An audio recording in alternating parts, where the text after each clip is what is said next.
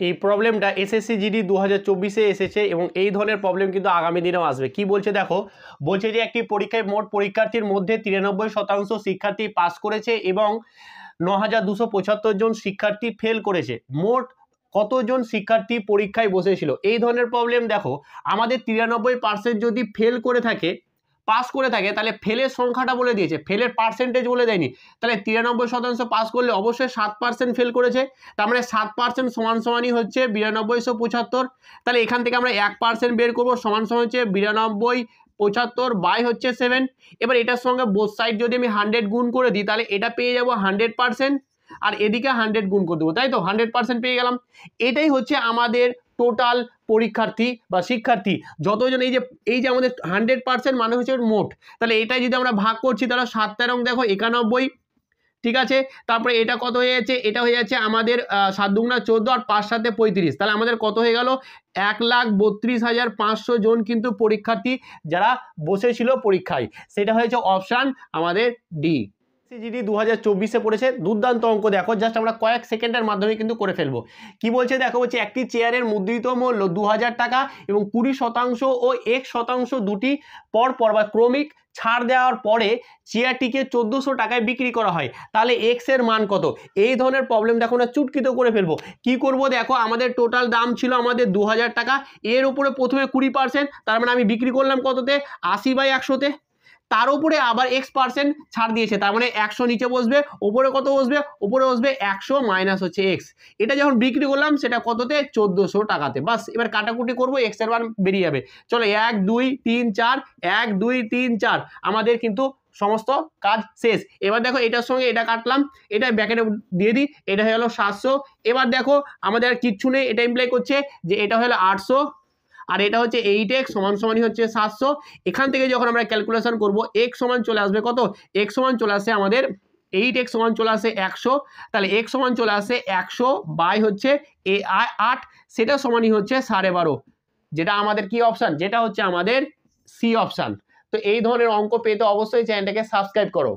এই ধরনের problem SSC জিডিতে একটা করে কিন্তু থাকছে, আর খুব একটা সহজ একটা প্রবলেম। দেখো আমরা এটা চুটকির মাধ্যমে কিন্তু সলভ করে ফেলবো। কি বলছে দেখো, বলছে m/n যদি 9:6 হয়, তাহলে আমাকে বলছে m+n এবং n-n এর যে অনুপাতটা কত হবে। চলো তাহলে আমরা যদি বের করি যে m+n/m-n, তাই তো। তাহলে m+n এখানে মান যা আছে আমি বসিয়ে দিলে কোনো সমস্যা হবে না। তাহলে m+n মানে হচ্ছে কত, 9 আর 6 15, আর এটা যখন আমি m-n করবো মানে 9 - 6, তখন কত চলে আসবে আমার 3। তার মানে এটা আমার কত হয়ে গেল, 3 দিয়ে কেটে যাচ্ছে, তাহলে 3 × 5 = 15 আর 3 × 1 = 3, যেটা হলো 5:1 অ্যান্সার, যেটা আমাদের অ্যান্সার হচ্ছে এ অপশন অ্যান্সার। এই ধরনের প্রবলেম পেতে অবশ্যই চ্যানেলটাকে সাবস্ক্রাইব করো। অবশ্যই তোমরা কিন্তু এসএসসি দিয়ে এবার তোমাদেরকে ভালো ফল করতে হবে, তার জন্য চ্যানেলটাকে ফলো করতেই হবে। এই প্রবলেমটা এসএসসি জিডি 2024-এ এসেছে এবং আগামী দিনেও আমি কিন্তু এসএসসি জিডির প্রিভিয়াস ইয়ার কোশ্চেনগুলো এইভাবে নিয়ে আসবো। এই কোশ্চেনটা দেখো খুবই সহজ এবং জাস্ট কয়েক সেকেন্ডের মাধ্যমে করে ফেলবো। বলছে 7200 টাকা PQR এর মধ্যে এই অনুপাতে যদি ভাগ করে দেওয়া হয়, তাহলে আর এর পরিমাণ বা আর কত টাকা পাবে। দেখো আমাদের অনুপাতটা বলে দিয়েছে 1/2, তারপরে 4:3/2। এটাকে আমাকে ভগ্নাংশ থেকে আমাকে পূর্ণ সংখ্যাতে আনতে হবে, মানে অনুপাতগুলোকে। তাহলে দেখো সব জায়গায় আমি 2 দিয়ে গুণ করলাম, 2 দিয়ে যেটা গুণ করি তাহলে 1 থাকবে, এটা 2 দিয়ে গুণ করলে 8 হবে, এটা 2 দিয়ে গুণ করলে 3 হবে। এবার আমার চেয়েছে শুধু আর এর ভ্যালু, ঠিক আছে। তাহলে আর আছে এখানে লাস্টে, তার মানে এখানেও সেই আর এর ভ্যালুটা আমাকে 3 নিতে হবে, ঠিক আছে।